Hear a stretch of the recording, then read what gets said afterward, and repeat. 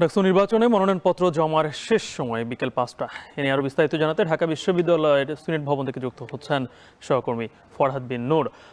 ফরহাদ, আজকে তো শেষ দিন মনোনয়নপত্র জমা দেওয়া এবং আর মাত্র কয়েক ঘন্টা আছে। এখন পর্যন্ত কয়টি মনোনয়নপত্র জমা পড়লো এবং আজকে কি আর কোনো প্যানেল ঘোষণা কেউ কি করতে পারে?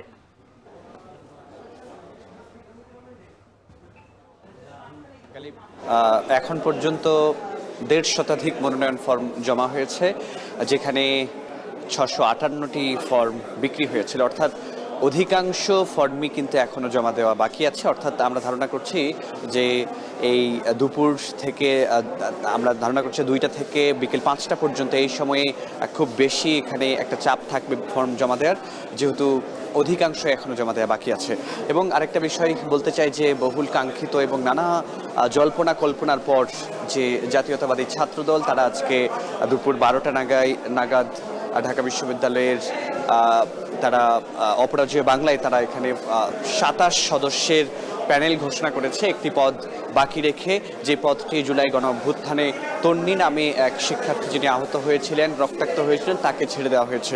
এছাড়া আমরা এখানে ঢাকা বিশ্ববিদ্যালয়ের যে চিত্রটি দেখছি, এবং ছাত্রদল এখনও কিন্তু আনুষ্ঠানিকভাবে তারা ফর্ম জমা দেয়নি, এবং আমরা কিন্তু দেখছি যে অনেকেই আসলে এখনও ফর্ম জমা দিচ্ছেন। এই যে আমরা যদি একটু দেখানোর চেষ্টা করি, এখানে শিক্ষার্থীরা ফর্ম জমা দিতে এসছেন, এবং আমরা যদি একটু বলার চেষ্টা করি যে ছাত্রদল এখনও জমা দেয়নি। তবে আমরা আজকে দেখেছি ছাত্র শিবিরের প্যানেলে যারা প্রতিদ্বন্দ্বিতা করছেন, দুজন নারী প্রার্থী আজকে তারা এসেছিলেন এখানে ফর্ম জমা দিতে, এবং তারা আমাদের সঙ্গে কথা বলে যেটি জানিয়েছেন যে তারা ক্যাম্পাসের নারীদের অধিকার আদায়ে তারা এখানে সোচ্চার ভূমিকা পালন করবেন। এছাড়া আমরা আজকে একটু ছাত্রদলের প্রসঙ্গ যদি আবার একটু নিয়ে আসি, ছাত্রদল এর সভাপতি রাকিবুল ইসলাম রাকিব কিন্তু বলেছেন যে কোনো প্রকার কারো হস্তক্ষেপ ছাড়াই তারা ছাত্রদলের নিজেদের মতো করে তারা শিক্ষার্থীদের কল্যাণে যারা কাজ করতে পারবেন তাদেরকে তারা এই প্যানেলে নির্বাচিত করেছেন, এবং তারা প্রত্যাশা করেছেন যে একটি গ্রহণযোগ্য এবং সুষ্ঠু নির্বাচনের মধ্য দিয়ে তারা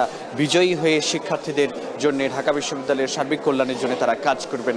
আমরা সকাল থেকে যে দৃশ্যটি দেখছি, এখানে কিন্তু একে একে প্রার্থীরা আসছেন, তারা তাদের ফর্ম জমা দিচ্ছেন, এবং যেহেতু আজকে শেষ দিন জমা দেওয়ার, একই সঙ্গে আজকে শুধু ফর্ম জমা দেওয়ার শেষ দিন না, ফর্ম বাছাইয়েরও কিন্তু আজকে শেষ দিন। তো আমরা সব মিলিয়ে যে ধারণা করছি যে বিকেল নাগাদ, অর্থাৎ ৫টার আগ মুহূর্তেও কিন্তু এখানে প্রচুর চাপ থাকার কথা, বা সেটি হতেই পারে, এবং সেই জন্য কিন্তু প্রয়োজনীয় ব্যবস্থা এখানে রিটার্নিং কর্মকর্তা যারা রয়েছেন তারা কিন্তু রেখেছেন। তো এই ছিল গালিব আমার কাছে ঢাকা বিশ্ববিদ্যালয় থেকে সবশেষ তথ্য।